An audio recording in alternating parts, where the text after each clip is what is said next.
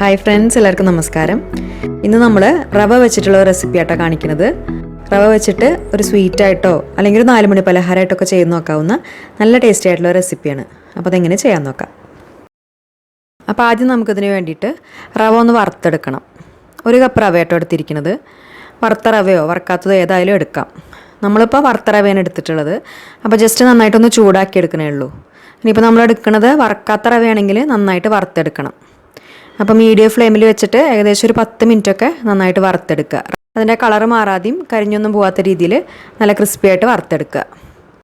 ഇതിപ്പോൾ വറുത്ത റവ ആയതുകൊണ്ട് ഒരു 2-3 മിനിറ്റ് നന്നായിട്ട് ചൂടാക്കി എടുത്താൽ മതി. ഇപ്പോൾ റവ നന്നായിട്ട് ചൂടായിട്ട് വന്നിട്ടുണ്ട്. ഇത്രയും മതിയാവും. ഇനി ഇത് നമ്മൾ ഒന്നിക്കുക ഈ പാത്രത്തിൽ നിന്ന് വേറൊരു പാത്രത്തിലേക്ക് വേഗം തന്നെ മാറ്റുക. അല്ലെങ്കിൽ ഈ പാത്രത്തിൽ തന്നെ വെച്ചിട്ട് ഫ്ലെയിം ഓഫ് ചെയ്തതിന് ശേഷം 1-2 മിനിറ്റും കൂടി നന്നായിട്ടൊന്ന് ഇളക്കി കൊടുക്കുക. അല്ലെങ്കിൽ ആ പാത്രത്തിൻ്റെ ചൂട് തട്ടിയിട്ട് അടിയിലുള്ള റവയൊക്കെ ഒന്ന് കരിഞ്ഞു പോകാൻ ചാൻസ് ഉണ്ട്. അപ്പോൾ നന്നായിട്ട് ഇളക്കി കൊടുക്കാം. അതിന് ശേഷം ഇത് നന്നായിട്ട് ചൂടാറാനായിട്ട് മാറ്റി വയ്ക്കണം. നന്നായിട്ട് ചൂടാറി കഴിഞ്ഞതിന് ശേഷം നമുക്കിനി ബാക്കിയുള്ള കാര്യങ്ങളൊക്കെ ചെയ്യാം. ഇപ്പോൾ നമ്മുടെ റവ നന്നായിട്ട് ചൂടാറി വന്നിട്ടുണ്ട്. ഇനി ഇതിലേക്ക് നമുക്ക് ആദ്യം ആവശ്യത്തിനുള്ള ഉപ്പ് ചേർത്ത് കൊടുക്കാം. ഉപ്പെന്ന് പറയുമ്പോൾ ഒരുപാട് ഉപ്പ് ചേർക്കരുത്. ഇത് കുറച്ച് മധുരമുള്ളൊരു പലഹാരമാണ്. അപ്പോൾ അതുകൊണ്ട് നമ്മൾ ആ മധുരം ഒന്ന് ബാലൻസ് ചെയ്ത് കിട്ടാൻ വേണ്ടിയിട്ടുള്ള രീതിയിൽ മാത്രം ഉപ്പ് ചേർത്ത് കൊടുക്കുക. ഏകദേശം ഒരു 1/4 ടീസ്പൂണൊക്കെ ചേർത്താൽ മതി. എന്നിട്ട് നന്നായിട്ട് മിക്സ് ചെയ്തെടുക്കുക. ഉപ്പ് റവയുടെ എല്ലാ ഭാഗത്തേക്കും എത്തുന്ന രീതിയിൽ നല്ലോണം മിക്സ് ചെയ്തെടുക്കുക. അതിന് ശേഷം ഇതിലേക്ക് നമ്മൾ കുറച്ച് നാളികേരപ്പാൽ ചേർത്ത് കൊടുത്തിട്ട് ഇത് നന്നായിട്ടൊന്ന് കുഴച്ചെടുക്കുകയാണ് ചെയ്യണത്. നാളികേരപ്പാൽ തന്നെ എടുക്കണമെന്നില്ല, പച്ചവെള്ളത്തിൽ കുഴച്ചെടുത്താലും മതി. ഇവിടെ ഇപ്പോൾ നമ്മൾ 1/2 കപ്പ് നാളികേരപ്പാലാണ് കേട്ടോ എടുത്തിരിക്കുന്നത്. ഇത് മുഴുവനായിട്ടും വേണ്ടി വരില്ല, കുറേശ്ശെ ചേർത്തിട്ട് കുഴച്ചെടുത്താൽ മതി. ഇത് ഏകദേശം ഒരു പുട്ടിന് വേണ്ടിയിട്ടൊക്കെ നമ്മൾ പൊടി നനച്ചെടുക്കില്ലേ, ആ രീതിയിൽ വേണം കുഴച്ചെടുക്കാൻ. ഈ നാളികേരപ്പാൽ എന്ന് പറയുമ്പോൾ ഒരുപാട് കട്ടിയുള്ള പാലൊന്നുമല്ല, ഒരു മീഡിയം തിക്നെസ്സിലുള്ള പാലാണ് എടുത്തിട്ടുള്ളത്. 1/2 കപ്പ് നാളികേരപ്പാൽ എടുത്തിട്ടുണ്ടായിരുന്നല്ലോ. ഇതിലിപ്പോൾ ഏകദേശം ഒരു 1.5 ടേബിൾ സ്പൂണാണ് ബാക്കി വന്നിട്ടുള്ളൂ. ബാക്കി മുഴുവൻ പാലും ഇതിലേക്ക് ചേർത്തിട്ടുണ്ട്. ഇതിപ്പോൾ കാണുമ്പോൾ റവ കുറച്ചൊന്ന് കട്ട് ചെയ്തപോലെ ഉണ്ട്, പക്ഷെ അത് കുഴപ്പമില്ല. ഒന്നിക്കത് നമ്മൾ കുറച്ച് സമയം കൈ വെച്ചിട്ട് നന്നായിട്ടൊന്ന് മിക്സ് ചെയ്തെടുക്കുക. അല്ലെങ്കിൽ ഒരു 5-10 മിനിറ്റ് ഒന്ന് അടച്ചു വെച്ചാൽ മതി. അപ്പോഴേക്കും റവ ആ നാളികേരപ്പാലൊക്കെ വലിച്ചെടുത്തിട്ട് നല്ല ഡ്രൈ ആയിട്ട് വരും. അപ്പോൾ നമുക്കത് ഒരു 5 മിനിറ്റ് ഒന്ന് അടച്ചു വെക്കാം. ഇപ്പോൾ കണ്ടില്ലേ, റവ നല്ല ഡ്രൈ ആയിട്ട് വന്നിട്ടുണ്ട്. പക്ഷേ ഇതിലിപ്പോൾ നമുക്ക് കുറച്ച് കട്ടകളൊക്കെ അങ്ങനെ ഇതുപോലെ കാണാനായിട്ട് പറ്റും. അപ്പോൾ അതൊന്ന് ഒഴിവായി കിട്ടാൻ വേണ്ടിയിട്ട് നമുക്കതൊന്ന് മിക്സിയിലിട്ടിട്ട് ജസ്റ്റ് ഒന്ന് അങ്ങോട്ട് പൾസ് ചെയ്തെടുക്കാം. അപ്പോൾ അതൊരു 2 പ്രാവശ്യമായിട്ട് മിക്സി ജാറിലേക്ക് ഇട്ട് കൊടുത്തിട്ട് ജസ്റ്റ് ഒറ്റ പ്രാവശ്യം മാത്രം ഒന്ന് കറക്കിയെടുക്കുക. ആ പൾസ് ബട്ടൺ പ്രസ് ചെയ്തിട്ട് ജസ്റ്റ് ബാക്കിലേക്ക് ഒറ്റ പ്രാവശ്യം ഒന്ന് കറക്കിയെടുക്കുക. അത് ഒരുപാട് സമയം കറക്കരുത്, ജസ്റ്റ് ഒരു 2 സെക്കൻഡ് മാത്രം ഒന്ന് പൾസ് ചെയ്തെടുത്താൽ മതി. ഒരുപാട് സമയം നമ്മൾ അടിച്ചെടുത്ത് കഴിഞ്ഞാൽ അത് വീണ്ടും നന്നായിട്ട് കട്ടായി മാറും. അതിനുശേഷം ബാക്കി വരുന്ന റവയും ഇതുപോലെ തന്നെ ഒന്ന് പൾസ് ചെയ്തെടുത്തിട്ട് അതിൻ്റെ കൂട്ടത്തിൽ ചേർത്ത് കൊടുക്കാം. ഇപ്പോൾ കണ്ടില്ലേ, കട്ടകളൊക്കെ ഒന്ന് ഒഴിവായി കിട്ടിയിട്ടുണ്ട്. റവ കുറച്ചും കൂടി ഒന്ന് സോഫ്റ്റായിട്ട് വന്നിട്ടുണ്ട്.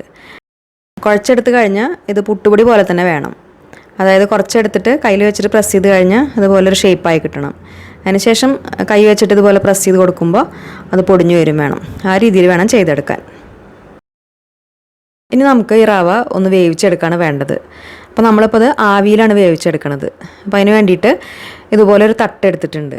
തട്ടിൽ ആദ്യം കുറച്ച് വെളിച്ചെണ്ണ ഒന്ന് ഗ്രീസ് ചെയ്തെടുക്കാം, വെന്ത് വരുമ്പോൾ ഒട്ടി പിടിക്കാതിരിക്കാൻ വേണ്ടിയിട്ട്. ഇതുപോലത്തെ പാത്രം തന്നെ വേണമെന്നില്ല കേട്ടോ, നമുക്കത് ഇഡ്ഡലി തട്ടിൽ വേണമെങ്കിലും വേവിച്ചെടുക്കാം. ഇഡ്ഡലി തട്ടിലോ അല്ലെങ്കിൽ പുട്ടുകുറ്റിയിൽ വേവിച്ചെടുത്താലും മതി. അപ്പോൾ ഈ സമയം കൊണ്ട് നമ്മൾ ഒരു പാത്രത്തിൽ ഒരു ഇഡ്ഡലി ചെമ്പിൽ കുറച്ച് വെള്ളം നന്നായിട്ടൊന്ന് തിളപ്പിച്ചെടുത്തിട്ടുണ്ട്. അതിലേക്ക് ഈ തട്ട് വെച്ച് കൊടുത്തിട്ട് അടച്ചു വെച്ചിട്ട് മീഡിയം ഫ്ലെയിമിൽ ഒരു 10 മിനിറ്റ് ഒന്ന് വേവിച്ചെടുക്കാം. 10 മിനിറ്റ് തന്നെ വേണ്ടി വരില്ല, ഏകദേശം ഒരു 7-8 മിനിറ്റ് ആകുമ്പോഴേക്കും തന്നെ റവ നന്നായിട്ട് വെന്ത് വരും.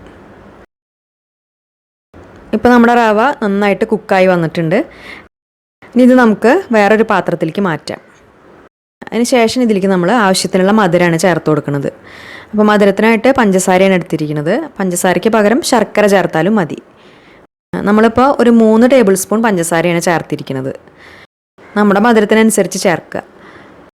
റവ കുറച്ച് ചൂടോടുകൂടി ഇരിക്കുമ്പോൾ തന്നെ പഞ്ചസാര ചേർക്കുകയാണെങ്കിൽ റവയും പഞ്ചസാരയും കൂടിയിട്ട് പെട്ടെന്ന് തന്നെ മിക്സായി വരും. അതിന് ശേഷം ഇതിലേക്ക് നമുക്ക് ഒരു 1/2 കപ്പ് ചിരകി എടുത്തിട്ടുള്ള നാളികേരം ചേർക്കാം. 1/2 കപ്പോ 1/4 കപ്പോ എത്ര വേണമെങ്കിലും ചേർക്കാം, നമ്മുടെ ഇഷ്ടത്തിനനുസരിച്ച് ചേർത്ത് കൊടുക്കാം. പിന്നെ നമ്മളിതിലേക്ക് ഫ്ലേവറിന് വേണ്ടിയിട്ട് ഒരു 1/2 ടീസ്പൂൺ ഏലക്കപ്പൊടിയാണ് ചേർക്കുന്നത്. അതിനുശേഷം അവസാനമായിട്ട് കുറച്ച് അണ്ടിപ്പരിപ്പും മുന്തിരിയും കുറച്ച് നെയ്യിലൊന്ന് വറുത്തെടുത്തിട്ടുണ്ട്, അതും കൂടി ചേർത്ത് കൊടുക്കാം. ഇതിൽ നമ്മൾ കുറച്ച് നെയ്യ് ചേർക്കണം, അപ്പോൾ തന്നെയാണ് ടേസ്റ്റ് ഉണ്ടാവുക. എന്നിട്ട് എല്ലാം കൂടിയിട്ട് നന്നായിട്ടൊന്ന് അങ്ങോട്ട് മിക്സ് ചെയ്തെടുക്കാം. ഇത് നല്ല ടേസ്റ്റാണ് കേട്ടോ കഴിക്കാൻ. ഇതിൻ്റെ കൂടെ ഇനി നമുക്ക് പഴമൊക്കെ അരിഞ്ഞിട്ട് വേണമെങ്കിൽ ചേർത്ത് കൊടുക്കാം. നേന്ത്രപ്പഴമോ അല്ലെങ്കിൽ ചെറുപഴമൊക്കെ അരിഞ്ഞിട്ട് അതും കൂടി ചേർത്തിട്ട് കഴിക്കാം. നല്ല ടേസ്റ്റാണ്.